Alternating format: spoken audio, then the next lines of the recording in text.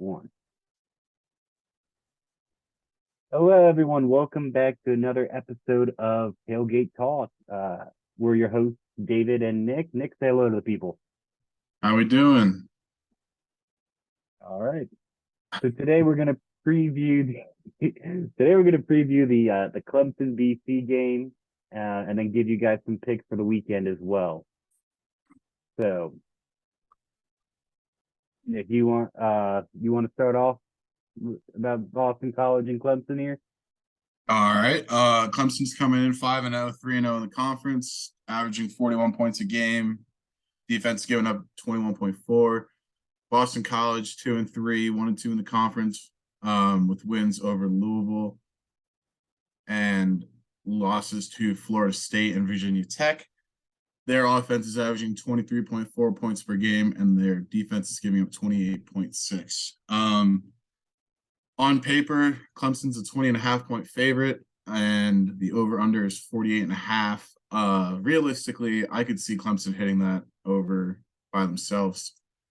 I know they've only reached that level of points 2 times this year, but I just think that Clemson's offense is a little more higher up on the skill level than Boston College's defense. So I think that should be an easy cover and over. My humble opinion. Yeah, this is a 7:30 kickoff primetime ABC for those wanting to tune in. It's going to be the red bandana game, as we mentioned in our previous show. This is to honor a former BC alum who gave his life during the 9/11 attack.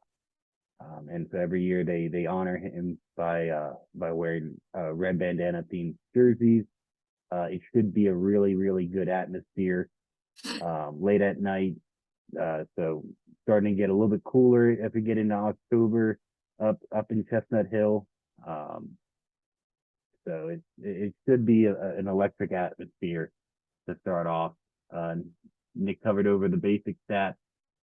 When you look at it a little bit closer, so you've got BC, very well coached team. Hapley's gonna get that team going in the right direction real quick. They've got Phil Dracovic as their starting quarterback. He's been off to an year, and honestly, a lot of that feels like it's come down to BC's struggles with protecting him. They did lose. They did lose an All ACC caliber player right before the season started on their offensive line. It's always tougher for a school like Boston College that relies on that offensive line to be a strength when one of their key contributors goes down. I think that's definitely explained a little bit of their offensive struggle. Yeah, but don't get it twisted. He's a really good quarterback. I mean, you think back a couple years during COVID when Trevor Lawrence went down with COVID. The first game that they had without Trevor was Boston College, and they were throwing the ball all over the place with Phil.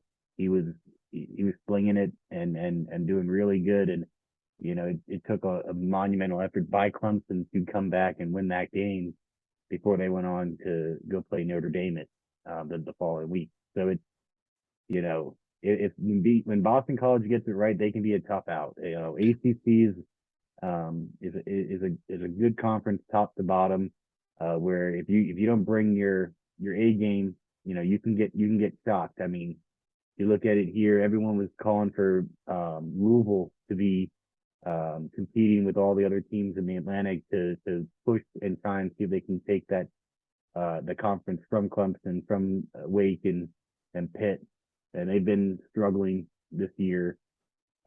Even though Malik Cunningham's been doing his thing, and Boston College is one of the teams that's able to get to them.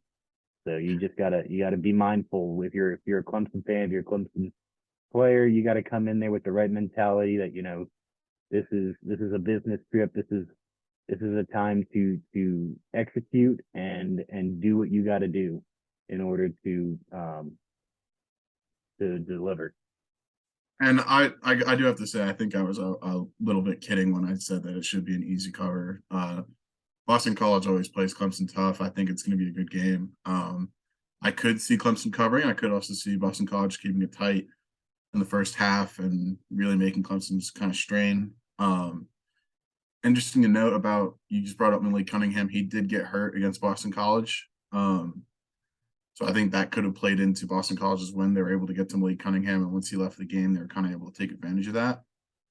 But like I said, Boston College is typically they may not get a lot of wins, but they're good. Like they're not just a pushover team. They're gonna give you their best, especially on an emotional night like the red bandana game.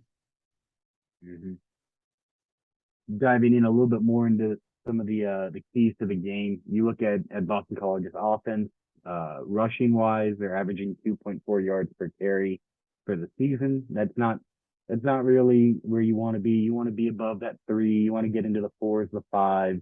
Be consistently looking to push yourself ahead of schedule with the chains. So they've struggled with running the ball. They've got one running back who's averaging. They've got Zay Flowers as a receiver who actually leads them in their average yards per carry at 8.3. Xavier Coleman's their back with a 7.5 as his average, but only with six rushes for the season. Really, it's been Pat Garwo and Alex Broom being their 2 lead backs. I think if you're Clemson, you got to keep that rushing game contained. You don't want to let Boston College get balance, because if they do, they've got a really dangerous receiver out there, Zay Flowers. Zay's got double the reception yards out of any other receiver on that team. He's that go-to guy. He's that guy that can, bust the top open and go for scores. So if you're Clemson, he's the guy that you got to key in on and make sure you keep him in front of you. You blanket him and you force Phil to find someone else. Other thing to look at here is that we kind of touched on Boston College's offensive line being hurt a little bit. They've given up 18 sacks in 5 games, comes out to about 3.6 per game. I think another key to the game will be applying that pressure on Jakovic, make sure he's not getting too comfortable, because he can, like you said earlier, he can beat you. But he's already been sacked 17 times. The backup quarterback got sacked as well one game, but he's been sacked 17 times already. If you're looking at this offense to kind of game plan against, you gotta have to think that you're gonna hopeful that you're gonna. I think that the game plan should be have the front 4 get as much pressure as they can, mix in a couple blitzes with Barrett Carter and Trenton Simpson, and then that'll help with the run game, like you were talking about. So I think that keeping an eye on that offensive line it's never good to have a banged up offensive line. It's also never good it's doubly not as good to have a banged up offensive line against a defensive line with arguably 5 guys that could be NFL players next year. So I think that's going to be the deciding factor to Saturday night when they play, is that trench battle between Boston College's offensive line and Clemson's defensive line. Yeah, you keep them in 3rd and long. That just helps you get off the field quicker. For the year, I think Boston College is like 1 for 3 on 3rd down, averaging 33% conversion rate. So you keep them in that longer down and distance. That just helps you get that defense off the field quicker, and you can give it right back into the hands of your offense and let them go to work. Right. When it comes to the offense, I think that this team is morphing more and more into we're using DJ and his ability to run and his ability to read the defense and make those progressions to try and open up the running game on the tail end of the game. We're looking to find holes and keep kind of just wearing these teams down. And then late in the 3rd, 4th quarter, you've got Shipley and Maffa and Kobe Pace able to go and break those big runs as the defense gets tired. So I think you just got to keep that mentality going. You got to keep, playing good, clean football, protecting the ball, make your progressions, and just know that you gotta own the offensive line and the defensive line. You got to own that line of scrimmage, and you got to push those guys around in order to give your team the time that they need to do whatever they need to do on offense or defense. I think an interesting when you're looking at Boston College's defense, as we were talking about, I'm looking back at that Florida State game that they played where they lost 44-14. Florida State had 530 total yards, 350 through the air, and 180 on the ground. I feel like Clemson's offense is similar to Florida State's in the fact that they can run the ball and they have a quarterback that can take the top off and he can throw it deep, and he can also complete those screens and intermediate passes. So I think that if Florida State's having this kind of success, I feel like Clemson's offense is a little bit better than Florida State's. I feel like it's a favorable matchup for us. I mean, it's a game that I think Clemson fans are used to saying, we're not as worried about who we're playing. We're playing Clemson every week. We're trying to, play to a standard, and if you do that, then things usually shake out pretty well. All right, so we're gonna move on to our next segment. We're gonna start making some picks. You ready, Nick? I'm ready. All right, so we're gonna keep track of these going forward. Here we've got 11 games, so 10 games plus the Clemson game that we're gonna pick for y'all, and we're gonna also give you guys that line and kind of let you know what we think from a Vegas perspective. Although if you taking my advice on betting, I think you're making a big mistake. So first up, we got the Tennessee LSU game. Tennessee undefeated. LSU starting to rebound. Right now, we've got a line of Tennessee -3. I think you take Tennessee, take the points here. I think that their offense is insane. Hendon Hooker looks really good. So my pick is for the Tennessee Volunteers. I gotta agree with you there. I think I'm a little higher on Tennessee than I think I have been in the past, because you always hear that Tennessee's one of those teams where they're back and everything, but you could always kind of point to that quarterback where it's like, what maybe when it was Jarrett Garantano, I was like, I don't know if he's the guy. Hendon Hooker was a thorn in our side at Clemson when he was at Virginia Tech. I think that he can disrupt a lot of the LSU defensive schemes. I'm high on the Vols, and I mean it's Brian Kelly in a big game. I'm not really high on him as a coach in big games. So go Vols. Go Vols. All right. Next up, we've got TCU, Kansas. Game day, baby, game day. First time in Kansas, and Jayhawks looking real good, undefeated as well. And meanwhile, you got TCU coming off a huge win against Oklahoma, making Oklahoma look silly. Almost scored 62 points. Come on, Judge. Judge got there first. So who we got here? We got a 7-point favorite in TCU. I say go with the upset, baby. Let's go Kansas. Let's go Jayhawks. Let's keep that train rolling. I just love their quarterback. I think that he's a playmaker. They've been, and I say let's keep that going. TCU offense looks really good. I'm wondering, and part of me is wondering, is that because of how good their offense is, or is that because Oklahoma's defense has just not been able to tackle? This one hurt. I was back and forth either way, but had to go with Jayhawks here. TCU looked really good against Oklahoma. I think that they're a good team. I think they can be a player in the Big 12, but I mean that game day atmosphere, I think it's the first time that they're ever going to Lawrence. I think that Kansas is riding that wave right now where they're feeling confident in themselves, and they should be. They're a good team. This one I could go sellout. Yeah, sold out game.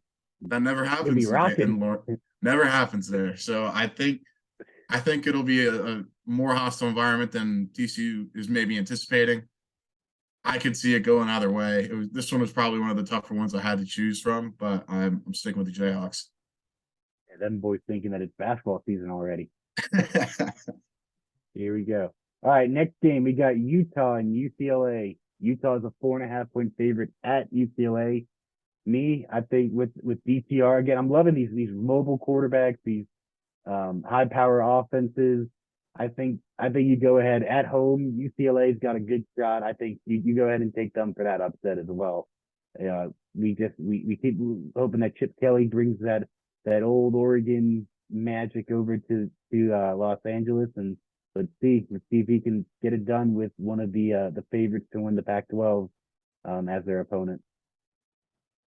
I could have, again, this is another one where I felt like you could have gone either way, but I'm going with the Utah Utes. I think they're starting to show that Florida game was just, it's hard going into that, anybody going into that environment, but especially in August when it's just humid and that stadium is loud and it's hard for a West Coast team. You can see them starting to cramp up a lot. I think that they may be kind of they weren't dealt the greatest opportunities to start the season. I think they've kind of been showing though that they still are a very big contender in the Pac-12. I see them continuing that, but I would not be surprised if DTR kind of goes off and proves me wrong. But I'm going with Utah. All right, next game we got is Florida State, NC State. We've got some family ties here. We've got a cousin at Florida State. We've got some uncles at NC State. My father-in-law is an NC State alum. He was at the game last week, so in order to help them feel a little bit better for letting us take care of business, I'm going with the NC State. I think that Devin Leary is going to get it on track. I think their defense is really, really good. Being in Raleigh, being a late night game, I think it is too. Or is it a 3:30? I can't remember. I'll double check that really quick. I think they win by more than a field goal. I think that they're going to cover. You know what we say? Good teams win, but great teams are going to cover. They're going to cover that 3.5. Book it. Booking it, interesting. Again, this is one where if it was in Tallahassee, I'd probably go with Florida State. But it is an 8 o'clock kick in Raleigh. I think they're going to come out annoyed and mad that they didn't really have the best showing in Death Valley. I still think that NC State is arguably the second best, third best team in the ACC, right up there with Wake. I think I like what Florida State's doing. I think they're definitely coming back. I think they're going to be good starting this year and especially next year. I just think that they still got to learn how to go into these. They have to relearn how to go into these rough environments and win. I just think with it being in Raleigh, NC State's mad. I gotta see. I can't see the Wolfpack losing that game. And if they do lose, then Florida State's setting up a really big showdown in Tallahassee later this year with the Tigers. All right, next we've got the Red River Showdown, shootout, rivalry, whatever you want to call it. It's Texas, Oklahoma.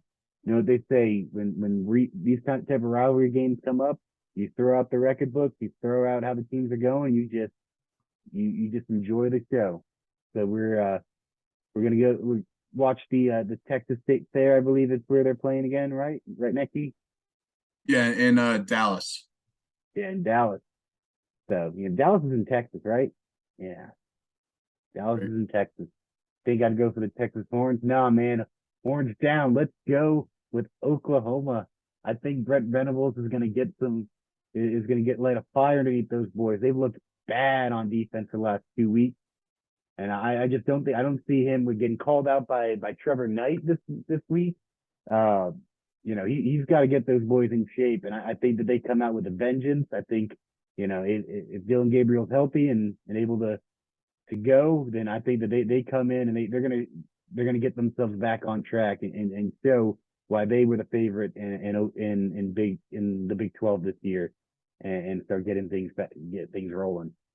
I really hope you were kidding when you asked if Dallas was in Texas. I really do. For this game, Quinn Ewers supposed to be back.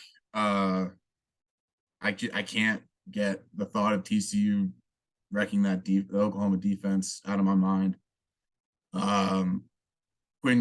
Texas was looking good against Bama with Quinn Ewers. If he comes back, I think it's Texas by 14. If it's still Hudson Card, I'd still take him by 3 or 4. Oklahoma's reeling right now. Brent, I love you, but I mean, it's tough. It's tough to kind of root against him. Not really root against him, but pick against him. But that defense just did not look good last week. I got to go with the Horns. Not joining me with any of these upsets, huh? Dang. All right, Nick, that's okay. I'll ride with them. I picked Kansas. That's an upset. Now Kansas is rolling. That's no upset. That's expected now. All right, next game we've got USC and and Washington State, Wazoo. With it being in at USC in Southern California, I think that they're going to be able to handle it. I think they're going to be able to take care of business here. And I don't think they're going to cover though. I think that it's going to be closer game. Ever since they got into the Pac-12 play, it seems like their offense has started to, come back to earth a little bit. But they still look pretty comfortable with wins. Their defense has come up with key turnovers time and time again. So I think that they're going to win, but I don't think they're going to cover. I think it's going to be a lot closer game. Tune in on that, and let's see some fireworks. It's funny you gave me a little flack for not picking the upsets. Give me Washington State outright. I think that USC's kind of been skating by. I haven't really been impressed by them. I think that the hype around Caleb Williams and Lincoln Riley and Jordan Addison, it's deserved, but I think it's a little overblown. You look at Washington State, look at their run game. If you take out their quarterback, who obviously sacks go into the rushing stats for quarterbacks, he's been sacked 14 times. You take him out, the lowest yards per carry they have on that in their running back room is 5 yards a carry. I just think that I think that Washington or USC, they should have lost in Corvallis. I think that they aren't as high, or they're not as good as they're hyped up to be. And I just roll Cougs. I think that I think they come out with it. All right. Yeah, you got me. You got me with that. That's a big upset there. 13 points. That'd be if we were on game day there. That'd be your super dog pick right there. Oh yeah. Hammer them. Next up, we've got BYU at Notre Dame. Notre Dame only a 3.5-point favorite. After coming back and starting to resurge after their 0-2 start with that game at Ohio State and then the Marshall game that I'm sure Notre Dame fans don't want to talk about. I think that Notre Dame's starting to get things figured out. I love Marcus Freeman. I think he's a really good coach for Notre Dame. He's going to get that team going. I think Notre Dame's going to handle business here and start and have their way with BYU. This game is in Vegas, neutral site, so no home field advantage when it comes to the line. So if Notre Dame's a 3.5-point favorite over a ranked opponent, I think that's Vegas kind of trying to tell us something. I agree. I think Marcus Freeman's a great coach. They started to figure things out on offense. You can look back to their win against UNC last week, where they scored 45 points. It's tough when it's a first-year coach to get things going, but I think you're right. I think they're starting to kind of right the ship a little bit. BYU didn't look good against Oregon. They're always one of those teams that they're always good, so can't really write them off. But I just think that Notre Dame, they were a top 10 team in the preseason for a reason. So I think that it's going to be close, but I do have Notre Dame coming out, especially with that defense. They held. It's crazy to say, but they held UNC to 35 like that, or 32, something like that.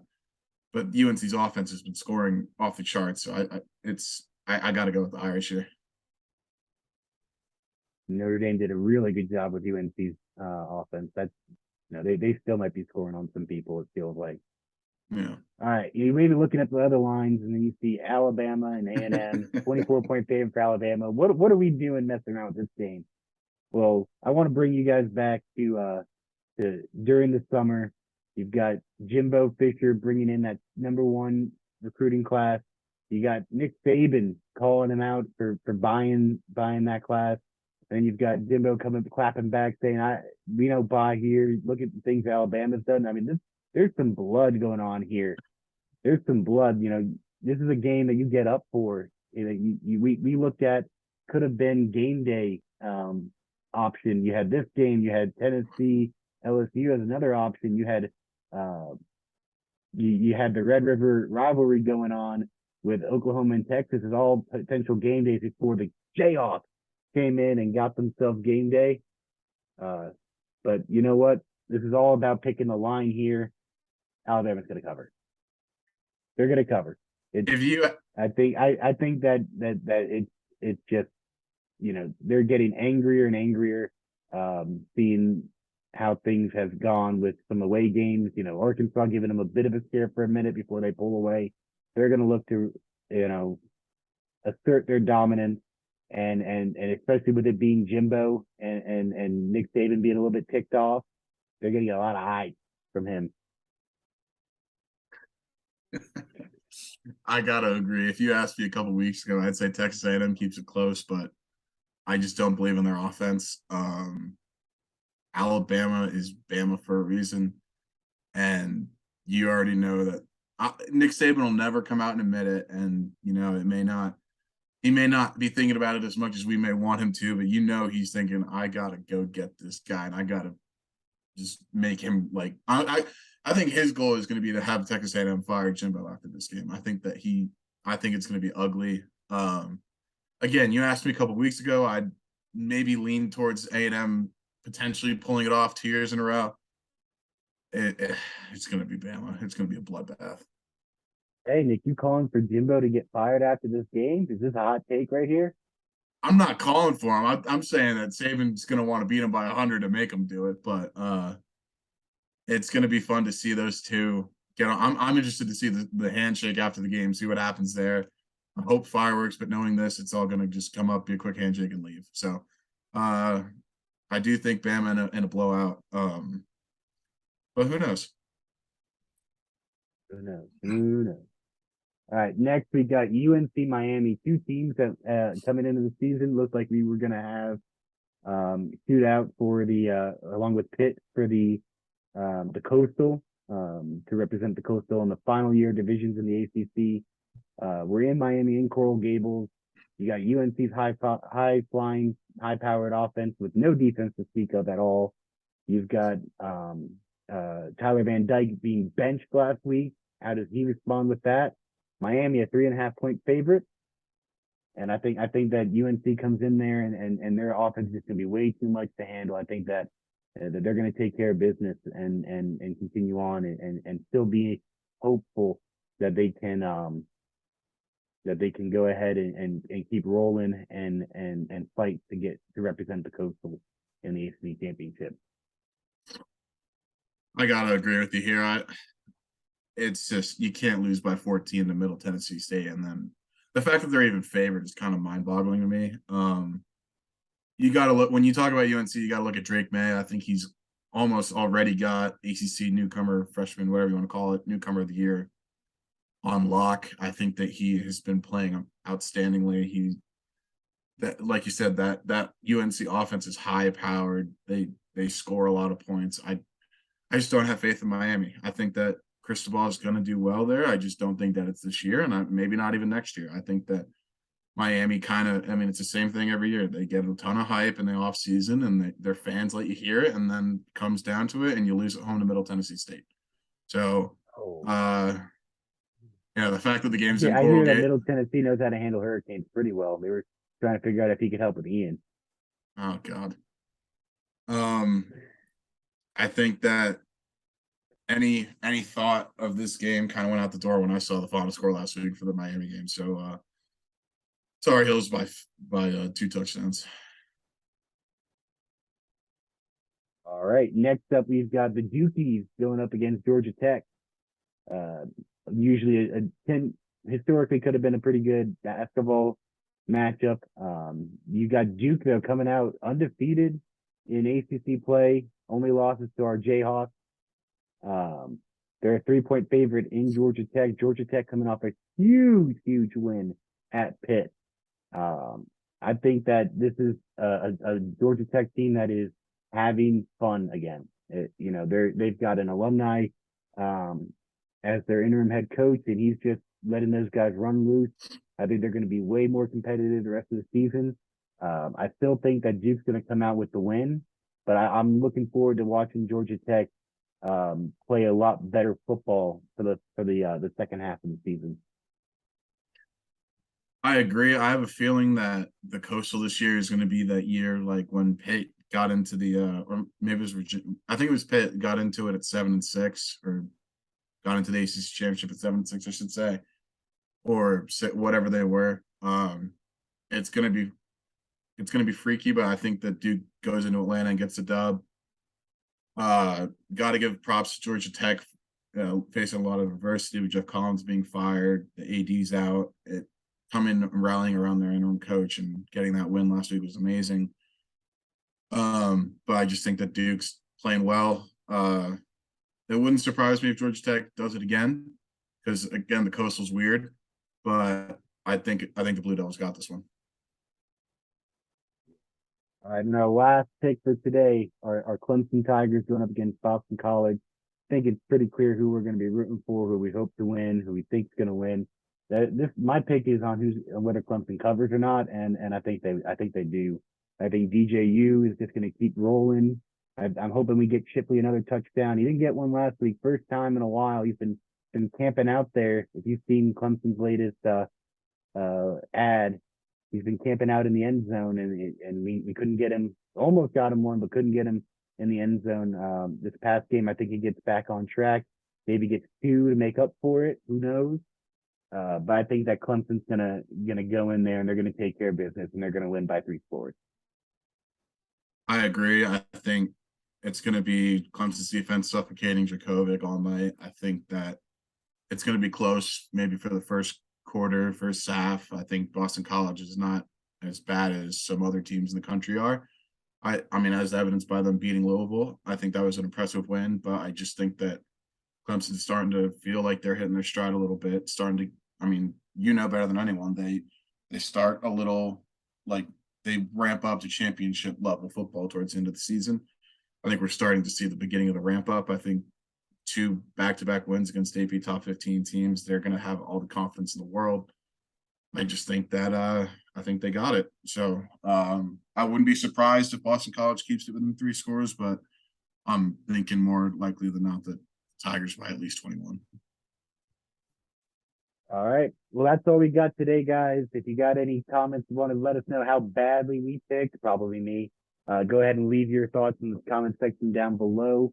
We're going to come back with a recap of the Clemson game next week, and some other fun things that we're thinking up of, just trying to have some fun with it. So let us know if you guys have any ideas and stuff you want us to cover too.